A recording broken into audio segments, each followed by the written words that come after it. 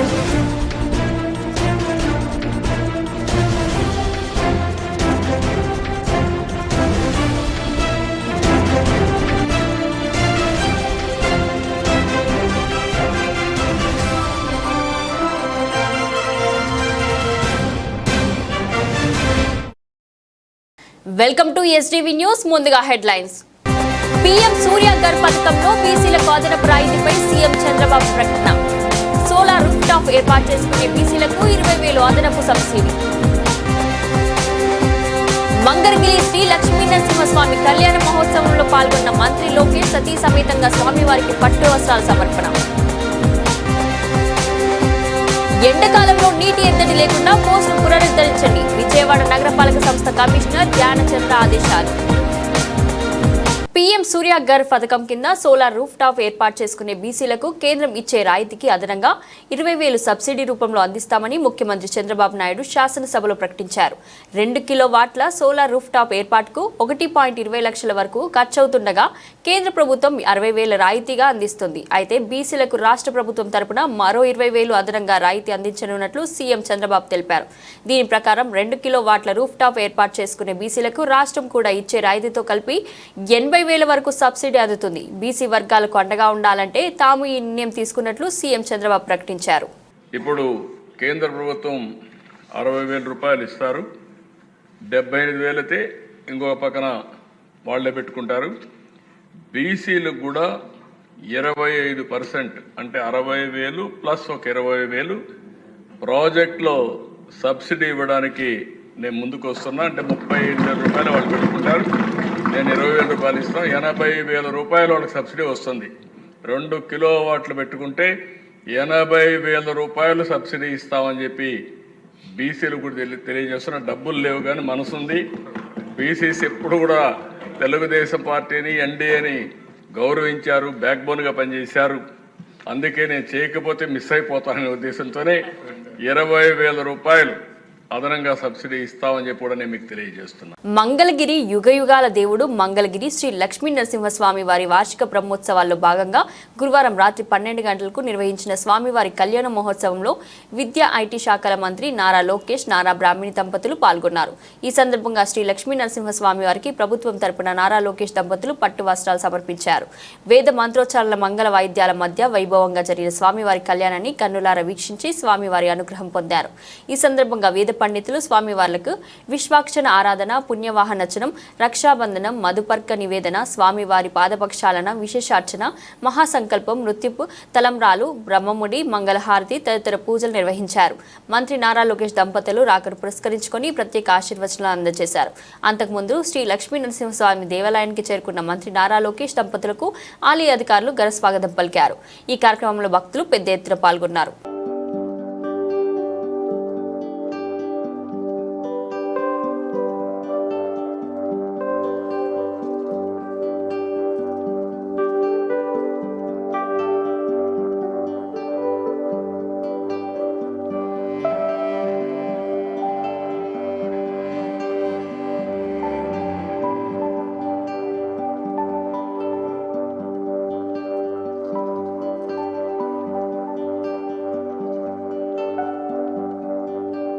ఈ నెల 16న నగరంలోని తుమ్మలపల్లి కళాక్షేత్రంలో తెలుగువారికి వారధి కార్యక్రమం నిర్వహిస్తున్నామని federation of Telugu association of Maharashtra Telugu వారధి అధ్యక్షులు గంజి జంగాబాబు తెలిపారు. వారధి కార్యక్రమంలో వల్ల తెలుగు వారికి కలిగే ఉపయోగాలు తెలియజేయనున్నట్లు చెప్పారు.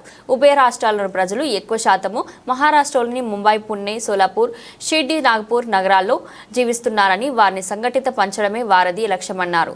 వారధి కార్యక్రమానికి పలువురు మంత్రులు హాజరవుతారని తెలిపారు. ఏమంటే మన సమాజం నుంచి చాలా తీసుకున్నాం. రిటైర్ అయిపోయిన తర్వాత లేకపోతే ఫుల్గా సెటిల్ అయిన తర్వాత మళ్ళీ సమాజానికి తిరిగి ఇచ్చే బాధ్యత అందరికీ ఉన్నది అంటే ఆయన వెంటనే ఆ డేట్లు ఇచ్చారు మా కార్యక్రమానికి. వచ్చి మేము చేస్తున్న ఈ కార్యక్రమాలన్నీ గురించి తెలుసుకున్నారు. అక్కడేంటి బాంబే, పూణే మధ్యలోని 60 ఎకరాల స్థలాన్ని తీసుకుని ఆనంద నిలయం సీనియర్ సిటిజన్ హోమ్ అన్నదానికి ఒక శ్రీకారం చుట్టాం. చిన్నజీవ స్వామి గారు అడిగారు, నన్ను ఎందుకు పిలుస్తున్నారు, కొబ్బరికాయ కొట్టడానిక, ఉద్ఘాటన చేయడానిక, ప్రారంభోత్సవానిక, దేనికి అని. అంటే ఇదన్నీ కాదు సార్, ముందు స్థలం తీసుకున్నాం, రకరకాల పెర్మిషన్లు, దేశం కాని దేశం, అక్కడ దాదాపు 80 పెర్మిషన్స్ ఉంటాయా జగన్ గారు? 80 పెర్మిషన్స్.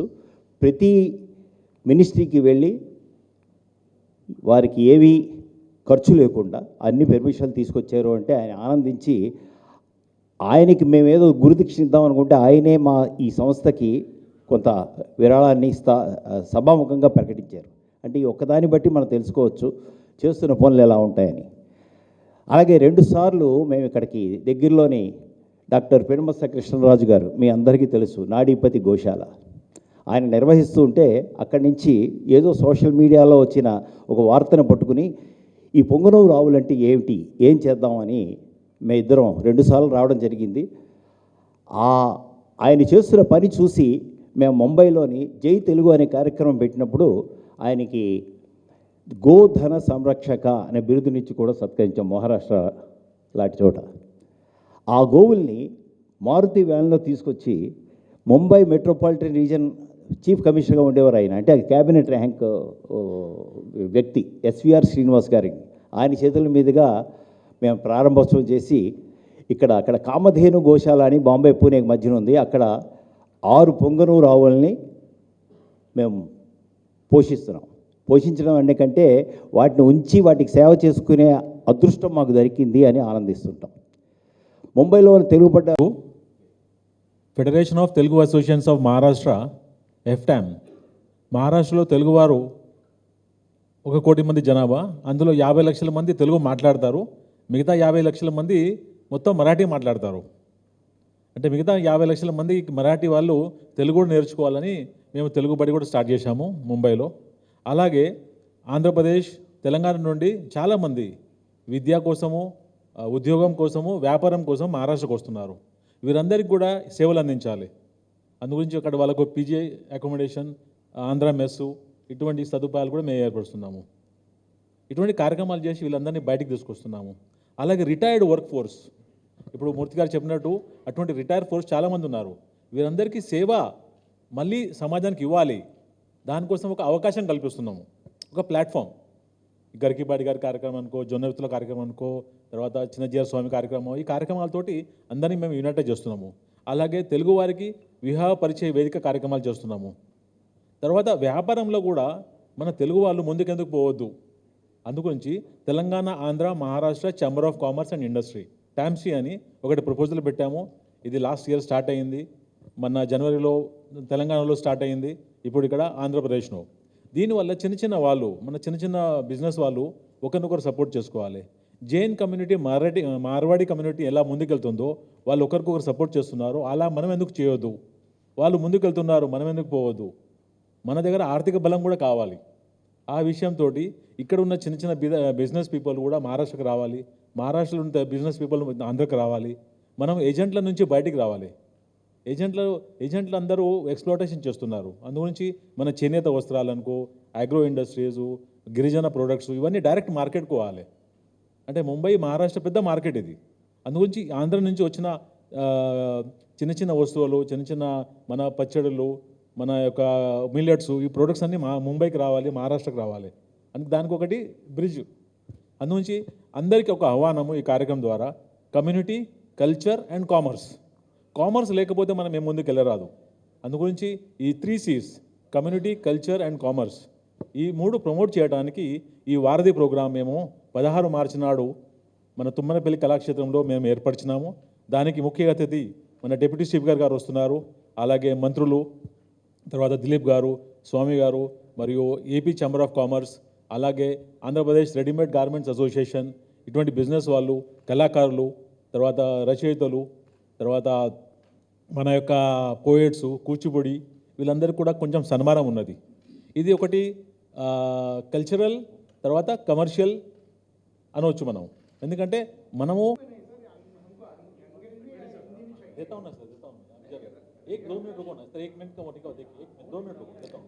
అందరికీ నమస్కారం. ఇవాళ మనం ఇక్కడికి వచ్చిన ఉద్దేశం మీకు చెప్పడం జరిగింది. జగన్ బాబు గారు, వెంకటేశ్వర్లు గారు, అట్లానే భాస్కర్ రావు గారు, స్వామి గారు, మూర్తి గారు అందరూ కూడా ఇవాళ జగన్ బాబు గారు ఈ తెలుగు కల్చరల్ ప్రోగ్రాం ఏదైతే ఆదివారం తుమ్మలపల్లి కళాక్షేత్రంలో ఏదైతే నిర్వహిద్దామని అనుకున్నారో దానికి మద్దతుగా మేమందరం విజయవాడ నుంచి వారికి సపోర్ట్ చేయడానికి మహారాష్ట్ర నుంచి ఇక్కడికి వచ్చి వీరందరూ కూడా ఎంతో చక్కగా తెలుగు భాషని ముందుకు తీసుకెళ్లాలనే ఒక గొప్ప ఉద్దేశం. మన మాతృభాష, అసలు మాతృభాష ఎంత ప్రాముఖ్యత అనేది మనం అందరం తెలుసుకోవాల్సిన విషయం. మన వెంకయ్య నాయుడు గారు ప్రతి సందర్భంలో కూడా తెలుగు గురించి మాట్లాడితే ఎంతో గొప్పగా మనందరికీ చెప్తూ ఉంటారు. అమ్మ అని కానీ నాన్న అని కానీ తెలుగులో మాట్లాడితే ఎంత ప్రేమ, ఎంత ఔన్నత్యం ఉంటుందో, మన భాషలో మనం చదువుకుంటే కూడా ఎంత గొప్పవాళ్ళు అయ్యారో అది ఆయనే కానీ వెంకయ్య నాయుడు గారే కానీ రమణ గారే కానీ ఇట్లాంటి గొప్ప గొప్ప వ్యక్తులు తెలుగు భాషలో వాళ్ళు స్కూల్ నుంచి చదువుకుంటా వచ్చి ఏ విధంగా అభివృద్ధి చెందారో మనం అందరం చూస్తున్నాం. అటువంటి తెలుగు భాషని జగన్ బాబు గారు ఈ అసోసియేషన్ ద్వారా, వారధి ద్వారా ఏదైతే ఈ 3 తెలుగు రాష్ట్రాల తెలుగు ప్రజల్ని ఒకటి చేసి ఒక ప్రోగ్రామ్గా ఇవాళ కండక్ట్ చేద్దాం అనుకుంటున్నారో ఇది చాలా చక్కటి ఉద్దేశం. పెద్ద పెద్ద ప్రముఖులందరూ దీంట్లో పార్టిసిపేట్ చేసి ఆ కార్యక్రమంలో భాగస్వామ్యం అవ్వాలని on behalf of AP hotels association మరియు ఛాంబర్ నుంచి భాస్కర్ గారిని కలిసి మాట్లాడటం, వీరందరం ఒక మన కల్చర్ని డెవలప్ చేసుకుందామనే ఉద్దేశంతో దిలీప్ గారు కానీ మేము అందరం అనుకొని దీన్ని డెవలప్ చేద్దామనే ఉద్దేశంతో మనం ఎవరిని పిలిస్తే బాగుంటుంది ఏంటనే దాని మీద గవర్నర్ గారిని అనుకున్నాం. కాకపోతే ప్రోటోకాల్లో కొంతమంది ఇబ్బందులు ఉన్నాయి. అక్కడ లాస్ట్ టైం వీళ్ళు హైదరాబాద్లో కొద్ది ఫేస్ చేశారు కాబట్టి ఇక్కడ స్పీకర్ గారు కానీ డిప్యూటీ స్పీకర్ గారు అంటే స్పీకర్ గారు ఆ రోజు అందుబాటులో లేకపోవడం డిప్యూటీ స్పీకర్ గారిని అడగడంతో ఇది యాక్సెప్ట్ చేసి ఆయన సుముఖం వ్యక్తపరిచారు. అలాగే ఇదే ప్రోగ్రాంకి కందులు దుర్గేష్ గారు ఇప్పుడు సాంస్కృతిక శాఖ, క్రీడలు మరియు సాంస్కృతిక శాఖ, టూరిజం 2 ఆయన చూస్తున్నారు. ఆయన కూడా వీరు అప్రోచ్ అవడంతో యాక్సెప్ట్ చేశారు. అలాగే మన జిల్లా మంత్రి కొల్లు రవీంద్ర గారు వారిని అడగడంతో కార్యక్రమానికి వస్తానని చెప్పారు. ఆ దృష్టిలో పెట్టుకొని జిల్లా ఉన్నతాధికారులు కలెక్టర్ గారిని అడిగారు, లక్ష్మీ షా గారు వారు కూడా గెస్ట్గా వస్తారన్నారు. పోలీస్ కమిషనర్ ఎస్వి రాజశేఖర్ బాబు గారు కూడా దీనికి రావడానికి ఏకీభవించారు. అలాగే మిగతా సభ్యులందరూ సహకారాలతో తుమ్మలపల్లి కళాక్షేత్రంలో ఈ నెల 16వ తారీఖు సాయంత్రం 5 గంటలకి సినిమా యాక్టర్ సుమన్, అక్కడ హైదరాబాద్లో వేరే సాయి కుమార్ గారిని తీసుకొచ్చారు. ఇక్కడ సుమన్ గారు కూడా గెస్ట్గా రాబోతున్నారు. కాబట్టి ఇది ప్రెస్టేజ్గా తీసుకొని ఒకళ్ళొకళ్ళు ఐక్యత సఖ్యత అంత భావంతో ఉండాలనే ఉద్దేశంతో దీన్ని చేయడం జరిగింది. దీంట్లో సారాంశం ఏంటంటే మన వాళ్ళు ఇక్కడ నుంచి ఎవరైనా ముంబై వెళ్ళినా లేకపోతే అక్కడ వాళ్ళు ఇక్కడికి వచ్చినా సరే ఒక యూనిటీగా అన్నదమ్ముల్లాగా ఉండాలనే ఉద్దేశంతో ఈ కల్చరల్ ప్రోగ్రామ్ ఏర్పాటు చేయడం జరిగింది. దాని సారాంశంతో చెప్పడం జరిగింది.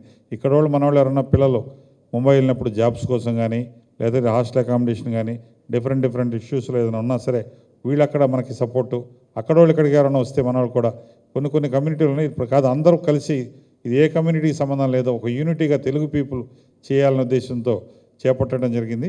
కాబట్టి ఎమ్మటే భాస్కర్ గారు వాళ్ళ కమిటీ అంతా కూర్చున్నారు. అప్పుడు మేము వెళ్ళి అడుగుతుంటే ఇనిషియేట్ చేసినందుకు వాళ్ళకి ధన్యవాదాలు తెలుపుతూ ఇది ఒక అద్భుతమైన కార్యక్రమం. ముఖ్యంగా కనుక చూస్తే ఇందాక ఆయన మూర్తి గారు చెప్పినట్టుగా మనకి జీవనదులు లాంటి కృష్ణా గోదావరిలు మహారాష్ట్ర నుంచి పుట్టి తెలంగాణ మీదుగా మన ఆంధ్రప్రదేశ్కి రావటం, అలాగే ఈ 60-70 సంవత్సరాల్లో మన తెలుగు వాళ్ళని అద్భుతంగా మహారాష్ట్రియన్స్ ఆలింగనం చేసుకోవటం, దాదాపు 1 కోటి మంది వేళ అక్కడ మన తెలుగు వాళ్ళు ఉన్నారంటే ఎంత వాళ్ళతో మిళితమైపోయి మనం అందరం అక్కడ జీవనం సాగించడం అనేది. నేను కూడా ఒక 20-25 సంవత్సరాలు బాంబేలో టాటా గ్రూప్లో ఒక కంపెనీకి మేనేజింగ్ డైరెక్టర్గా చేసి ఇక్కడికి రావడం జరిగింది 14లో. నాకు తెలుసు వాళ్ళ యొక్క అభిమానం కానీ మనం ఎలా మిళితమైపోయామని కానీ. అలాగే ఈ కార్యక్రమం ఈ 3 C's చాలా అద్భుతంగా దాన్ని డిజైన్ చేయడం కనిపించింది. Community, culture and commerce. వ్యాపార సంబంధాలు మొట్టమొదటి నుంచి మీ అందరికీ తెలిసిందే. ఏది కావాలన్నా సరే ఈ సదరన్ స్టేట్స్ నుంచి బాంబేకి వెళ్ళడం జరిగేది, మార్కెటింగ్ కానీ, బిజినెస్కి కానీ, ట్రేడ్కి కానీ. వాళ్ళకు కూడా మన ఎక్స్పోర్ట్స్ అన్నీ ఎక్కువ భాగం బాంబే నుంచే జరుగుతూ ఉన్నాయి. అట్లాంటి పరిస్థితుల్లో ఈ కామర్స్ అనే ఇంపార్టెంట్ టాపిక్ను కూడా ఇందులో మిళితం చేయటం కల్చర్ కమ్యూనిటీతో పాటుగా నాకు చాలా బాగా నచ్చింది. ఈ AP chamber of commerce and industry federation ఇది స్టేట్ లార్జెస్ట్ ఫెడరేషన్, మీకు తెలిసిందే. దాదాపు 80 స్టేట్ లెవెల్ అసోసియేషన్స్ అఫిలియేట్ అయ్యి ఒక 40,000 మెంబర్స్తో మిళితమై ఉన్న సంస్థ. మేము ఈ కామర్స్ అండ్ ట్రేడ్కి సంబంధించి ఈ వారధి కార్యక్రమంలో తప్పక మా సహాయ సహకారాలు అందిస్తూ కొన్ని కామన్ ప్రోగ్రామ్స్ కూడా ఇనిషియేట్ చేసి బిజినెస్ చేసే వాళ్ళందరికీ ఇక్కడి నుంచి ఈజీగా వాళ్ళు ట్రేడ్ చేయటం కానీ ఎక్స్పోర్ట్స్, చాలామంది ఎక్స్పోర్ట్స్కి అక్కడ ఎవరో డిఫరెంట్ ఏజెంట్స్ ద్వారానో వాళ్ళ ద్వారానో జరుగుతూ ఉన్నాయి. ఒకసారి తెలుగు కమ్యూనిటీ పరిచయం అయినప్పుడు అద్భుతంగా వాళ్ళకి ఈజీగా ఉంటుంది కూడా. సో ఈ 16వ తారీఖు కార్యక్రమానికి మా ఛాంబర్స్ తరఫున కూడా పూర్తి సహాయ సహకారాలు అందిస్తూ మేము మా మెంబర్స్కి కూడా సర్క్యులేట్ చేస్తూ ఉన్నాం. ఇట్లాంటి వారధి ప్రోగ్రాంలో మీరు కూడా మిళితం అవ్వండి అని చెప్పి. తప్పకోకుండా ఇది తెలుగు ప్రజలందరికీ చేరవలసిన విషయం కాబట్టి మీడియా ఎక్స్టెన్సివ్ కవరేజ్ చేసి ఈ వారధి ప్రోగ్రామ్ని ప్రజలందరి దగ్గరికి తీసుకెళ్లాలని కోరుతూ మరి ఒకసారి మీ అందరికీ నా ధన్యవాదాలు. భాష మీద ఎంతో శ్రద్ధాశక్తులకు చూపిస్తూ ఉంది. చూపించడమే కాకుండా అన్ని కార్యక్రమాల్లో నిర్వహిస్తూ ఉన్నది. మరి ఈ FTAM federation of Telugu association of Maharashtra అనేటువంటి ఈ పెద్ద సంస్థ శాఖోపశాఖలుగా విస్తరిస్తూ 3వ కార్యక్రమాన్ని ఆంధ్రప్రదేశ్లోనే అమరావతిని ఎంచుకొని ముందుకు సాగుతుంది. మరి ఇంతటి ఈ కార్యక్రమం యొక్క ముఖ్య ఉద్దేశం తెలుగు ప్రజలు, ప్రపంచవ్యాప్తంగా ఉన్నటువంటి తెలుగు ప్రజలందరికీ మేమున్నాం అంటూ ముందుకు సాగి అందరినీ ఏకం చేసేటువంటి ఉద్దేశంతో ఉన్నటువంటి సంస్థే ఎఫ్టామ్. ఈ ఎఫ్టామ్ ముంబై కేంద్రంగా ఏర్పడి ఆ తర్వాత గత జనవరి తారీఖున అందరినీ మిళితం చేసి నేనున్నానని కదిలినటువంటి వారధి సంస్థ. ఆ తర్వాత ఈ ఆంధ్రప్రదేశ్లోని విజయవాడ కేంద్రంగా 16వ తారీఖున తుమ్మలపల్లి కళాక్షేత్రంలో ఈ సంస్థ కార్యక్రమాన్ని నిర్వహించడం, ప్రభుత్వం తరపున అధికార భాషా కమిషన్ సభ్యుడిగా, రాష్ట్ర సభ్యుడిగా ఇంత కార్యక్రమాన్ని ఆంధ్రప్రదేశ్కు తీసుకొచ్చినటువంటిందుకు వారధి ప్రముఖులకు, ముఖ్యులకు జగన్ బాబు గారికి మనస్ఫూర్తిగా ధన్యవాదాలు తెలియజేసుకుంటున్నాం. ఈ విషయం వెంటనే లోకేష్ గారికి నిన్న పెట్టిన వెంటనే నారా లోకేష్ గారి, గౌరవ మంత్రివర్యులు, విద్యాశాఖ మంత్రివర్యులు నారా లోకేష్ గారు, ఆయనకి ఎప్పటికప్పుడు ఇంటెలిజెన్స్ సమాచారం ఉంటుంది, చూసి చాలా పెద్ద సంస్థ ఇది, మన ఆంధ్రప్రదేశ్లో వచ్చి వాళ్ళకి ఏ విధమైన పూర్తి సహకారం అందిస్తానని ఆయన తెలిపి ఉన్నాడు. నేను వాట్సాప్లో పెట్టున్నాను, అన్నయ్య ఈ విధంగా వాళ్ళు ఈ కార్యక్రమాన్ని నిర్వహిస్తున్నారు, ఇంతటి పెద్ద కార్యక్రమాన్ని చేస్తున్నారు, వాళ్ళు రాష్ట్రానికి పెట్టుబడుల విషయంలో ఒప్పందం చేసుకున్న పరిశ్రమలు వెంటనే గ్రౌండ్ అయ్యేలా చర్యలు తీసుకోవాలని సీఎం చంద్రబాబు అధికారులను ఆదేశించారు. ఇప్పటికీ ఆమోదం తెలిపిన ఒప్పందాలు చేసుకున్న ప్రాజెక్టులు పురోగతిపై నిత్యం పరిశీలించాలని, దీనికోసం ట్రాక్టర్ను ఏర్పాటు చేసి పర్యవేక్షించాలని సీఎం ఆదేశించారు. గురువారం సచివాలయంలో తన అధ్యక్షతన జరిగిన 4వ ఎస్ఐపిబి సమావేశంలో ముఖ్యమంత్రి రాష్ట్రానికి కొత్తగా వస్తున్న పెట్టుబడుల ప్రతిపాదనలు పరిశీలించారు. పరిశ్రమలు, విద్యుత్, పర్యాటకం వంటి రంగాల్లో మొత్తం 10 సంస్థలు 1,21,659 కోట్ల పెట్టుబడులు ముందుకు రాగా ఎస్ఐపిబి సమావేశంలో ఆమోదం తెలిపారు. వీటి ద్వారా 80,104 మందికి ఉద్యోగ ఉపాధి అవకాశాలు కలగనున్నాయి. అలాగే గత 3 ఎస్ఐపిబి సమావేశంలో ఆమోదం పొందిన ప్రాజెక్టులు, వాటి పురోగతి ముఖ్యమంత్రి సమీక్షించారు. తూర్పు నియోజకవర్గం పరిధిలోని 4వ డివిజన్లో ఎమ్మెల్యే గద్దె రామ్మోహన్ తనయుడు గద్దె క్రాంతి పర్యటించారు. కొండ చివరి ప్రాంతం వరకు వెళ్లి స్థానిక ప్రజలు ఎదుర్కొంటున్న సమస్యలను ఆయన అడిగి తెలుసుకున్నారు. తాగునీరు, డ్రైనేజీ, రిటైనింగ్ వాల్ సమస్య పరిష్కారానికి కృషి చేస్తామని ఈ సందర్భంగా ఆయన డివిజన్ వాసులకు హామీ ఇచ్చారు. రోజు విజయవాడ తూర్పు నియోజకవర్గంలో 3వ డివిజన్లో గాంధీ బొమ్మ సెంటర్ దగ్గర శ్రమదానం చేయటం జరుగుతూ ఉంది. ఇక్కడ మనకి వచ్చేసరికి ఒక ఏరియాలో పొదలు అన్నీ గుబురుగా వచ్చేసి రోడ్డు మీదకి ఆ పొదల్లో నుంచి జెర్లు, అలాగే పాములు, కప్పలు అన్నీ కూడా బయటికి రావటం, దాంతోపాటు చుట్టుపక్కల ఇళ్ళకు కూడా దోమలు బాగా పెరిగిపోవటం జరుగుతూ ఉందని చెప్పి చాలా కంప్లైంట్లు వచ్చినాయి మనకి. ఇది ఇక్కడ క్లీనింగ్ అనేది గతంలో 2017లో ఒకసారి జరిగింది తెలుగుదేశం ప్రభుత్వం హయాంలో. దాని తర్వాత గత ప్రభుత్వంలో దీన్ని పట్టించుకున్న నాదుడే లేదు అని మనకి చాలా కంప్లైంట్స్ కూడా వచ్చినాయి. అయితే ఇప్పుడు మనకి మళ్ళీ తిరిగి కూటమి ప్రభుత్వం వచ్చిన తర్వాత అన్ని చోట్ల కూడా అన్ని డివిజన్లలో కూడా ఇలా శ్రమదానం చేయడం జరుగుతూ ఉంది. ఎక్కడైనా ఇలాగా క్లీన్గా లేకపోతే పరిసరాలన్నీ మనం సొంతగా క్లీన్ చేయటం అనేది జరుగుతూ ఉంది. ఈరోజు ఈ 3వ డివిజన్ నాయకులంతా కలిసి దాంతోపాటు మా గద్దె రామ్మోహన్ గారిని అడిగితే ఈరోజు ఇక్కడ మనందరం కలిసి క్లీన్ చేద్దామని ఇలాగ ఈ కార్యక్రమం స్టార్ట్ చేయటం జరిగింది. చాలా బాగా సాగుతూ ఉంది. చుట్టుపక్కల మనం శ్రమదానం చేస్తూ ఉండగానే చుట్టుపక్కల అందరూ వచ్చి కూడా చెప్తా ఉన్నారు, దీనివల్ల మాకు ఇలా దోమలు పెరిగిపోవటం, అలాగే ఇళ్ళల్లో డెంగ్యూ కానీ ఇలాంటి పిల్లలకి ఎఫెక్ట్ అవ్వటం జరుగుతూ ఉంది. ఇది మీరు చేయటం మాకు చాలా సంతోషంగా ఉంది. చివరి వరకు కూడా కూర్చుని ఇది ఫినిష్ అయ్యటం మీరు మీ కళ్ళారా చూసి వెళ్ళండి అని చెప్పి అడుగుతూ ఉండటం జరుగుతుంది. ఇలాగా ఈరోజు ఆరోగ్యమే మహాభాగ్యం. ఎవరైనా కూడా వాళ్ళ పిల్లల ఆరోగ్యం గురించి, వాళ్ళ ఆరోగ్యం గురించి పట్టించుకోవాల్సిన అవసరం ఉంది.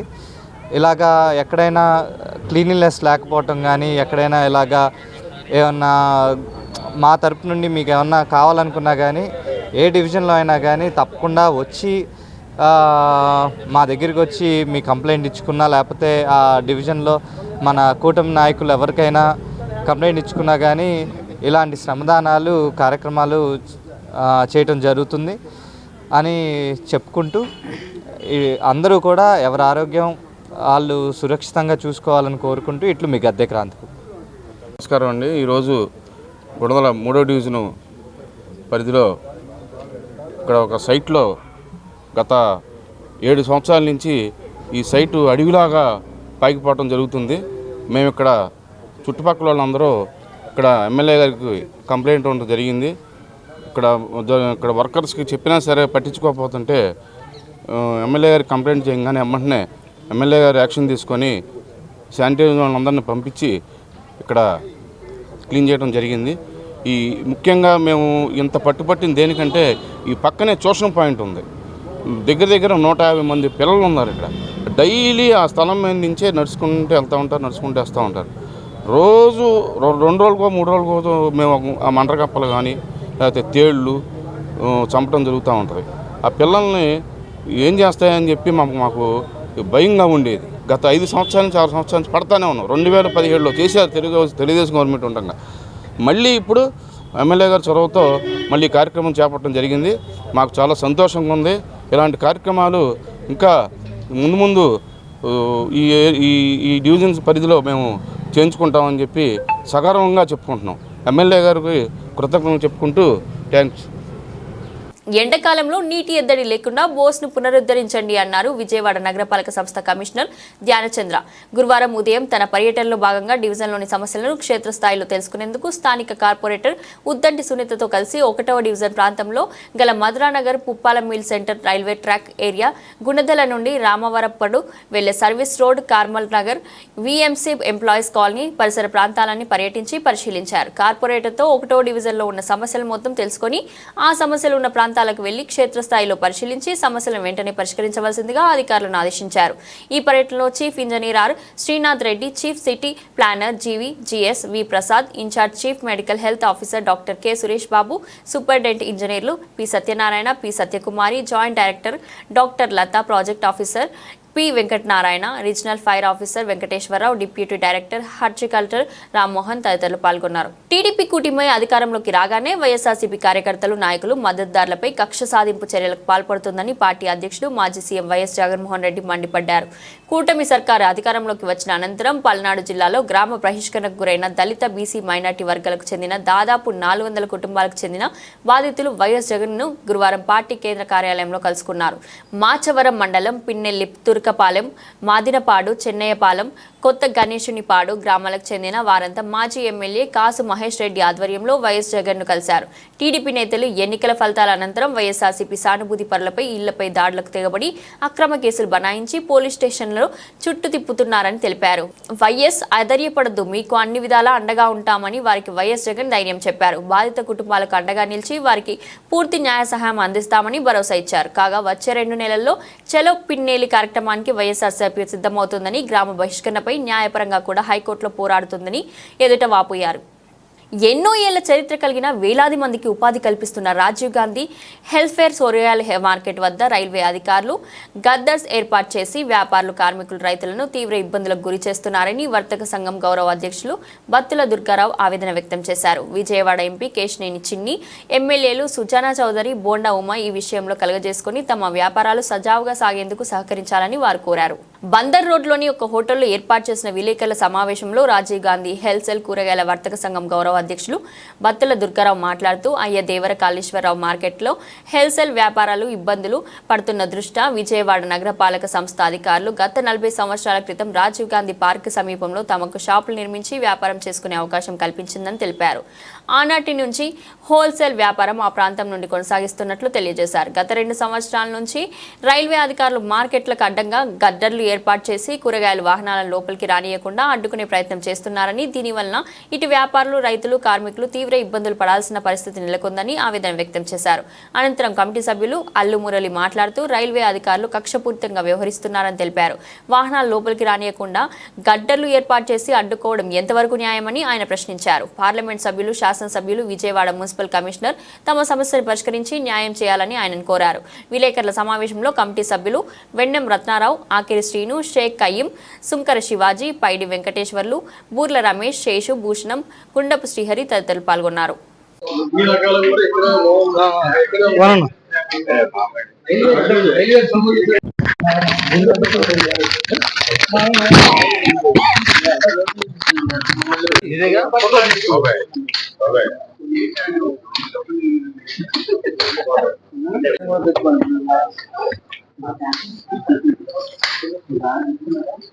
బాబాయ్ మాట్లాడుతున్నారు.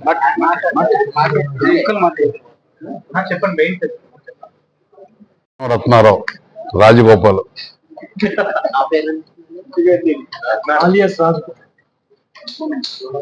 కరెన్సీ నోట్లపై అంబేద్కర్ ఫోటో ముద్రించాలని కోరుతూ మార్చి 26న చలో ఢిల్లీ ధూమ్ధామ్ కార్యక్రమం చేపడతామని మనీ కరెన్సీపై అంబేద్కర్ ఫోటో సాధన సమితి జాతీయ అధ్యక్షులు పరశురాం తెలిపారు. ఈ మేరకు ఆయన గాంధీనగర్ ప్రెస్ క్లబ్ నందు విలేకరుల సమావేశం జరిపారు. ఈ సందర్భంగా ఆయన మాట్లాడుతూ కరెన్సీ నోట్లపై అనేక ముద్రలు చేశారు, కానీ ఆర్బీఐని తీసుకువచ్చిన అంబేద్కర్ కు మాత్రం అన్యాయం జరిగిందని తెలిపారు.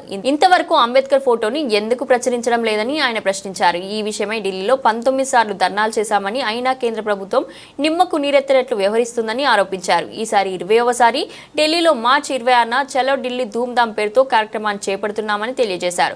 కావున ఈ కార్యక్రమాన్ని జయప్రదం చేయవలసిందిగా వారు కోరారు. కార్యక్రమాన్ని నిర్వహించడం జరుగుతుంది. ఈ యొక్క కార్యక్రమాలకు ప్రజలు, ప్రజాస్వామికవాదులు, ఎంపీలందరూ కూడా పాల్గొనాలని మేము డిమాండ్ చేస్తున్నాం.